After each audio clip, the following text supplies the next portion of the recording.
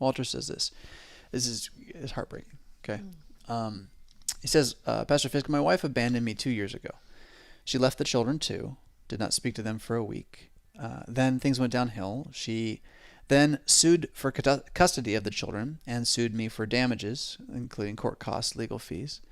I believe that even in these circumstances, it would be wrong to sue a fellow believer for money. She pushed it until I depleted my savings, only to finally agree to the mediation I had asked for months prior. That was not cheap. At this point, I'm out of money and in the hole. In my state, there is no way to contest the legal divorce, which she later filed for. I however, cannot recognize it as valid. Unfaithful or not, she is my wife.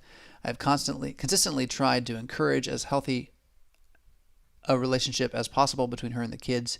She has been given ground there, but she began doing anything she could to stand between me and them. She has also made false accusations with me against Child Protective Services, which is no joke. I don't know where she is getting the money for this. She only makes roughly what I do and just bought a house and a car. I'm going to be honest. I have no idea what I'm hoping for from you, but my options are so thin. My own church elders and pastor have stood almost completely idle throughout this. I've begun attending another church, but the previous pastor was injured not long after I began, forcing him to retire. I'm at my wit's end. I need advice, but I don't know what kind, and I have precious few people I can seek it from. And that's it there. And my advice is theological, and I think it's right. It's that she's not your wife. She's abandoned you. And she probably isn't a Christian because she's suing you. As you said, you say you can't go to court against another Christian. Well, that's kind of true. It's not good within the congregation that we would go to court against each other. But just because someone's a Christian somewhere in the world and then they're stealing from people doesn't mean you don't go and witness against them in the court of law so they go to jail, so they stop stealing from people, right? So your piety is admirable, but I think there's a little bit of an ignorance here.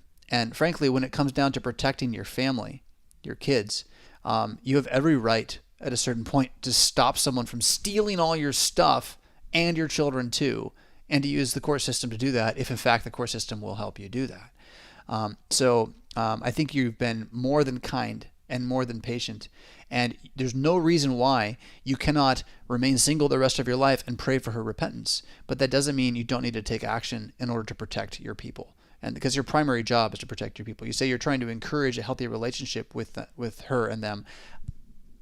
That's not what this is, and it's not going to be, not in this way. So, you have been abandoned. The divorce law is there regardless, but you have every right, because of her abandoning you, to recognize that she's not coming back and that you don't have to be bound by that anymore. It doesn't mean go get married, right? But it means have your conscience be free from this. And then in that, when the person's going to take you to court and take your house, no, protect your house for the sake of your kids, right? For the sake of your kids. So, and I don't know. You could be crazy and not her, right? You're on the internet. Maybe everything's upside down. But from the story you tell, if those are, I can't imagine you in this spot, but no, you don't get to have the kids. No, you don't get to be around the kids. Not if you're gonna leave and not talk to them anymore. No, sorry, later. You don't get to do that to them and come back. It's crazy. And then trying to, I don't know. I want you to talk now because that's what I got. Is you got to, the man in me is like, protect. Can you protect? Start protecting. Start protecting. Got to protect. I think that's good to speak to the man. This is a tough scenario because as a mother, I don't know how, it's tough. It is. You don't want to talk about it because I get it, because it's hard not to say something that can be misunderstood. One thought I had is Psalm 55 talks about, going to, having a friend, a companion that you went to the Lord's house with, who then has turned against you. It is not an enemy who reproaches me, then I could bear it. Nor is it one who hates me, who has exalted himself against me, then I could hide from him. But it was you, a man, my equal, my companion, my acquaintance. We took sweet counsel together and walked in the house of God in the throng. But then he says, let death seize them. Let them go down alive into Sheol. It's right back at it, right? Well, right. It's, one of those scenarios where we're not called to just be blind to evil. Yeah. Yeah. As far as the children, I don't know how much communication you have with them and how free you are to talk to them, but it sounds like he's still got custody of them. Okay. I think. I wasn't sure if there's more to the letter been... that I've seen. So okay. It sounds like he's still got custody. Well, then my comment about writing letters to them in journals it's not necessary if they're with you. That might be real valuable anyway, though. Not that you write it for later. Yeah. Kind of thing. Having a journal for each one and then being able to write to them about your true feelings and write down psalms, write down encouraging things that you find as you go through this. They're going to have scars. Yeah, they will. Yeah, no doubt. Paul's language about not suing Christians is about not being in a congregation where you're going to the Lord's table together and then going to court on Monday against each other. That's what that's about. It's not a prohibition from making use of the kingdom of the left, the sword, the courts, the police. You are allowed to do that. Somebody breaks into your house, he's like, but I'm a Christian, I'm allowed to. You can't sue me. Like that's what you're letting this be, though, okay? And I use that example and I mock it a little bit because it's the same thing here. This is a great wickedness that is taking place, and you are under no compulsion to let it destroy your family's livelihood. And you already have, out of great piety. And so I can say there, Jesus is going to vindicate you in this. It may not be to the last day, but you're going to be vindicated in this.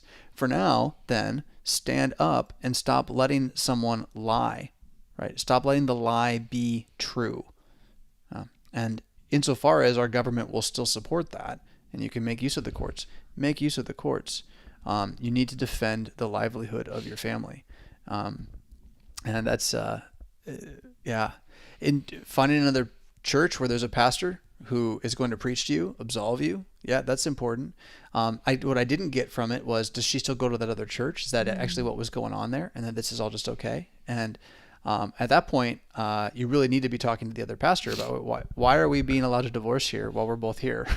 Like that shouldn't be happening. There's no such thing as that, right? She should be removed from the church for that reason. Now, again, he may have a million things that he doesn't tell me about. Maybe he's got all these problems where he was hitting her and doing all that. So this is the problem with internet pastoring. I can't know how many other things are going on, and what you're hiding or not hiding. But I'm taking you at face value here, and I'm saying, again, your being the parent of the children is the primary thing at this point, and that means their food and their roof and all this. And so stop letting her burn that money. And if you've got the ability to go to court against her and take her stuff, do it, because it's for them at the end of the day, and it's to protect them from having it taken from them. And is this beautiful? No. It's horrid. It's horrid and ugly. But it is where you are. And to fight against your enemy doesn't mean not to have compassion, but it does mean don't be a fool. Don't be a fool. And this idea that the Christian's not allowed to make use of the court system, that's an argument from fools for fools.